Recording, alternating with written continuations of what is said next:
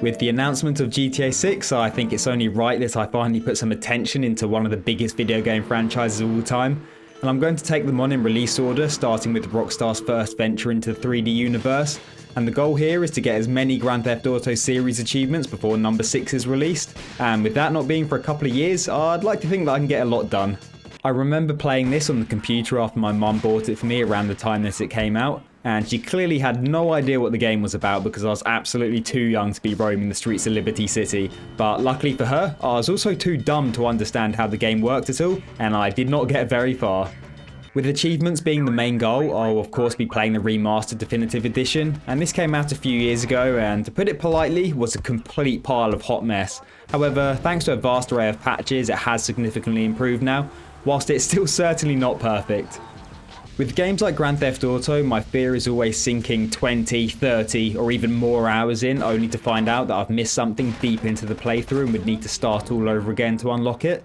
So because of this, I had a look online for anything that's missable and I made a note of that. And I'm glad that I did, because there are certainly some things that are worth looking out for. Firstly, there are some missable mission specific achievements, and these aren't actually too bad because they all happen to be in the early missions, so starting a second playthrough just to grab those won't cause too much pain.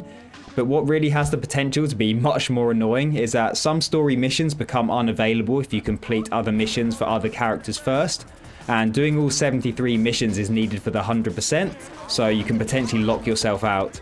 But I'll post a link to the overview and the checklist that I referred to in the description.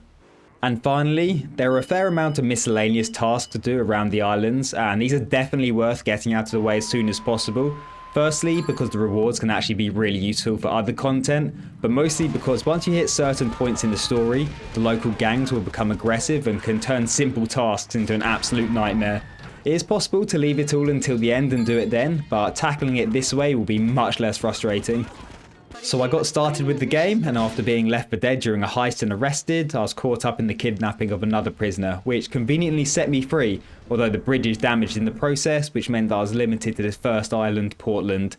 It didn't take long for me to start making some new friends and connections with the local mafia, and I unlocked my first achievement for completing the opening mission. At this point, I could have already stopped with the story just to work on those miscellaneous tasks, but I decided to keep going to get a couple of the missable mission achievements done and out of the way. The first of which was without a scratch for delivering a stolen car without damaging it. This is super easy as the distance isn't particularly far and you have loads of time, but obviously driving sensibly isn't something you often do in GTA, so it'd be an easy one to miss. This mission also introduces the ability to rig cars with explosives, which can be used for the planned ahead achievement. So take the car left here, rig it at the garage and put it back where you found it before triggering the mission. And I made sure to enter the alley from this direction, which forces Lee to run to the car and detonates it for the achievement. That was 2 of the 4 missable story mission achievements done, but I thought that I should probably get going on these side bits. I tried my hand as a taxi driver and ended up getting a little bit carried away, doing all 100 drop-offs in one sitting for that achievement. And my next challenge was probably the most frustrating part of this entire completion. The paramedic missions require more people to be collected and dropped off, but at the hospital this time, and there are multiple levels that need to be completed, each level adding an extra patient. Collecting patients does add more time, but it can get very tight, especially as the ambulance has a max capacity of 3, so taking a look at the map to plan out an efficient route is pretty much a necessity. The ambulance is also an absolute nightmare to try and drive at speed and rolls extremely easily, which was happening to me a lot whilst I was trying to stick to the time limit. And the other islands later in the game give a bit more time because they're bigger, but I felt that it was worth getting out of the way here because the reward for completing all 12 levels is unlimited sprint. And I quite quickly started getting used to the routes and picking up shortcuts, but I was still not having fun trying to keep control of the ambulance. Although I did accidentally unlock an achievement for completing a high scoring stunt when I barrel rolled, so that worked out well. And with a bit more practice, everything was beginning to click, plus I started just using the handbrake, which made handling easier. I managed to put together a good run and reach level 10, and then this happened. I didn't even realise that accidentally splattering the patients was something that I needed to be worried about, but sadly this wasn't the last time it would happen either. That previous run to level 10 was after about 90 minutes of trying, and it actually took me another 3 hours on top of that to reach the same point again. But this time I did manage to go all the way to level 12 and finish up the paramedic achievement, and I was very happy to see the back of that. Sticking with the emergency services theme, next up was a job with the fire department, and this is much more simple like the taxi rides, but requires 20 fires to be extinguished on each island. However, there's also an achievement for doing 15 one sitting, which I managed here on the first run without any issues. The side quests kept on coming, and next up were some collectibles. So scattered across the 3 islands are 100 hidden packages. Again, it's worth getting these out the way nice and early, because every 10 collected unlocks a new weapon permanently outside your safe house, so there's no need to worry about going to ammunition and spending your hard-earned money, or waiting for a certain point in the story to unlock new guns. There were a couple around the first island that I wasn't able to access until later in the game, so I left those for another time and made a start on the rampages. And these are timed missions that require you to kill or destroy a certain number of people or vehicles within 2 minutes using the provided weaponry, and they can be started by picking up a floating skull icon at set locations. And these are something that in particular can get a lot harder if left until the story has been progressed, because the gang members will not only be hostile, but their weapons will be upgraded. And during these rampages I unlocked 2 achievements. First was Street Sweeper for killing 100 gang members, and second was Liberty City Minute for spending 60 seconds with under 10 health. And next it was something that's a bit similar to the fire truck missions. So a total of 60 Vigilante missions need to be completed for the 100%, 20 on each island, and 15 in a row at some point for an achievement. And these can be started by driving a police car, and then you just need to kill the target before the time runs out. I found it really annoyingly hard to try and drive-by shoot, and instead just had much more success ramming the cars, which usually forces the target to get out and go on foot. The problem with that is that the car takes a lot of damage, and if you leave the vehicle the mission ends and the streak will be over. So by the time I had 14 done, the car was completely falling apart, and ramming one more proved to be a bridge too far. But thanks to some divine intervention, the explosion not only killed me, but the criminal also, so to my great relief, the achievement popped up anyway. I then grabbed another police car to do the missing few and reached 20 in total for the island, and then I moved on to the stunt jumps. These require specific ramps to be taken and zones to be landed in, and you know if you're in the right place because the camera will go all slow and cinematic during the jump, and a message will appear afterwards if the landing is successful. And there are 20 across the whole map and 8 or so in Portland, although a couple of those didn't actually seem possible without access to the faster cars from the second island onwards.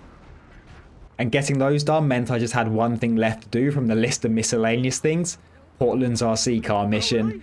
And these aren't marked on the map at all, but can be started by getting into the toys van left at a specific location, and the goal is then just to destroy as many gang cars as possible in 2 minutes by using a remote explosive. You only need to destroy one to complete the mission, so there's absolutely no challenge to this, and with that done, I was finally ready to get back to doing the story. On Luigi's 5th mission, there's an achievement for picking up all 8 girls and taking them to the police station within the time limit. In order to do this, I had to grab a coach before starting the mission and then try to plan a reasonably smart route. First time round I ran out of time, but the next time I did manage to get the achievement, although I still ended up failing the mission because I didn't realise I was meant to sit here and wait for them all to get out one by one, but the third time was the charm. And then continuing my way on with the story, I unlocked Right Hand Man for reaching a total criminal rating of 2,500. And after that I completed my first payphone mission, which was the Turismo race, and doing it in under 180 seconds unlocked the Bar Mile achievement. And I just about scraped that with a time of 178 seconds, but I didn't even know that achievement existed at the time. One of the story missions I did shortly after requires a car to be crushed, and that ticks off some more easy gamer score. And I actually had to redo this mission though after dying in a mildly comical manner. So whilst attempting to kill the attacking mafia, all I managed to do was set their car on fire, which then stuck me to the hood, and I couldn't escape the imminent explosion. But no such drama the second time around, and it was time for the 4th and final missable story mission achievement. The goal of the Trials and Tribulations mission is to take out 3 small groups of enemies, and to help you're given 2 of the mafia's henchmen. And the achievement requires both to be kept alive, so a little bit of care needs to be taken, but it's another pretty simple one. The first group can be taken out with the car, and the second can be wiped with a well-placed grenade or 2 over a wall. And this third group are definitely the most dangerous because they have to be taken head on, so I just made sure that I led the line and tried to take the fire. And the achievement did pop as the last group went down, but if you do happen to mess up, it is very easy to try again. Just let yourself die, and you'll of course have the option to restart the mission. This leads me on to the fact that there are no checkpoints in the missions during the game. Failure at any point means starting again from the very beginning, and that is especially annoying if there's any sort of driving before getting into the bulk of the action, which happened to be on this sniper mission where I had to provide covering fire for 8-Ball. He had no intention of hanging back and letting me pick people off, instead just running into a hail of bullets, so there are a fair few failures as I figured out which targets to prioritise first and how to keep him alive. I did get there eventually, and with the ship destroyed and the level completed, I unlocked the Dirty Money achievement for amassing a fortune of $1 million. And I then finished up the story on Portland and made it to the second island, Staunton, picking up the Marked Man achievement, and at this point the bridge was repaired, so I was free to move between the two islands. And just like before, I wanted to get as many of the miscellaneous tasks out of the way before progressing the story and turning the gangs against me. And at least I didn't need to do any more of the taxi and the dreaded paramedic missions this time. Firstly, I quickly knocked out the 20 fires and then the 20 vigilante kills. And these were more fun on Staunton because you can send the cars flying off into the water, or equally get knocked in yourself. With that done, I moved on to the hidden packages and the stunt jumps, including those left over from Portland now that I had access to some extra parts of the map, as well as faster cars for the trickier jumps, although I still found this one under the road particularly annoying. And finding all of the packages on this island put me over 50 in total, which unlocked body armour at my safe house, and that's obviously a nice quality of life thing to have permanently available as the game's difficulty does increase a little bit. So I put it to good use completing the Staunton Rampage missions, and these were mostly fine, but I did have an absolute horrible time attempting to aim the sniper rifle and had to give this one a second attempt, but I found it much easier to shoot from street level and just keep the sight aimed around head height. And then by doing the Molotov Rampage, I unlocked the full artillery achievement for using every weapon at least once. By doing the vigilante missions up to this point, I'd unlocked some police bribes, and these can be used to reduce your wanted level, and there are a few dotted around the map anyway, but completing the vigilante missions gives you a cluster at the safe house, and I used these after a particularly annoying part of the story to clear my wanted level, and using 20 in total is required for the escape artist achievement. And after ticking off the next RC car mission, I was done with the side bits for here and free to blitz through the story. I started a war between the Yakuza and the cartel and made my way to the Drop in the Ocean mission, and completing that unlocked the offshore delivery achievement as well as the third and final island. I completed the first mission here, not without first causing myself pain by flipping some more vehicles of course, and then for the final time I got stuck into those miscellaneous tasks. I stuck to pretty much the same order as usual, first taking on the 20 firefights, and this third island, Shoreside Vale, started off a little bit tricky because I didn't seem to have enough time to get between the fires, and that was until I ended up in this gardens area, and for some reason they just kept spawning in the same two spots either side of this bridge, making the remaining fires extremely easy just moving back and forth. And then after getting shunted into the water another time or two, I finished up the final 20 criminals and unlocked the Furious Fast Responder for completing the paramedic, firefighter and vigilante missions. Next to complete with the hidden packages, and whilst doing these I came across the van for the final RC car mission. Picking that off unlocked the Man Toys achievement. And after 1 hour or so of running around, I collected the 100th and final hidden package, giving me access to the rocket launcher, a nice $1 million and the Liberty City Secrets achievement. And now my safe house was completely stacked and maxed out.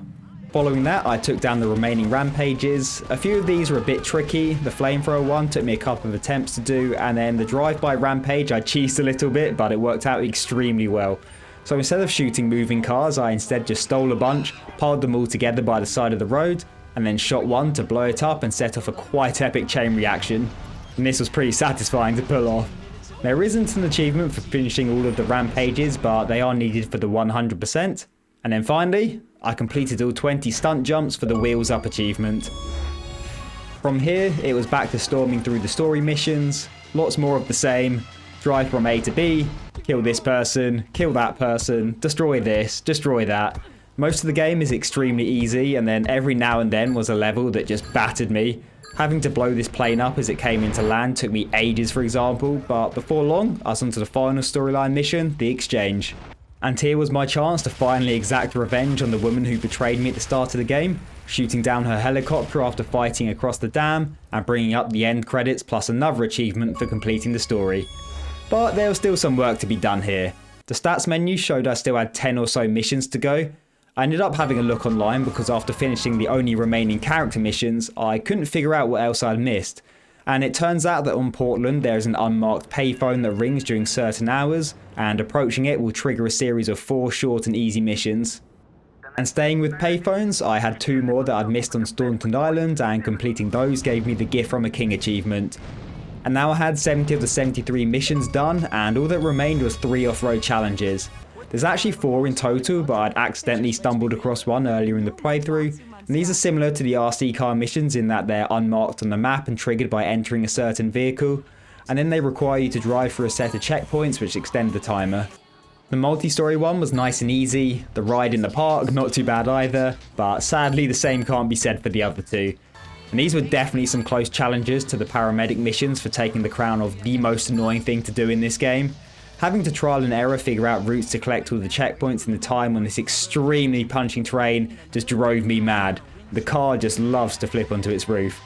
And each one had a failure with just a single checkpoint remaining, and between them I spent comfortably over 1 hour trying and failing until eventually making it and putting an end to the suffering. But there was still some room for my driving abilities to cause a little more pain, because the very last thing needed for the 100% now were the import vehicle lists. So there are 3 lists of vehicles that need to be collected and taken to one of 3 specific garages: the emergency vehicle list, the industrials, and the suburbans. The latter 2 keep track of what you've collected on the wall outside, but the crane that takes emergency vehicles doesn't, so make sure you remember those or you make a quick note. I started with the emergency vehicles, and after doing a few, actually had my first game crash of the playthrough, so let that serve as a reminder to all to make sure you save this game often. Luckily it didn't set me back too long, and most of those vehicles have easy to find spawns once the game has been completed. The struggle here was firstly getting the FBI car.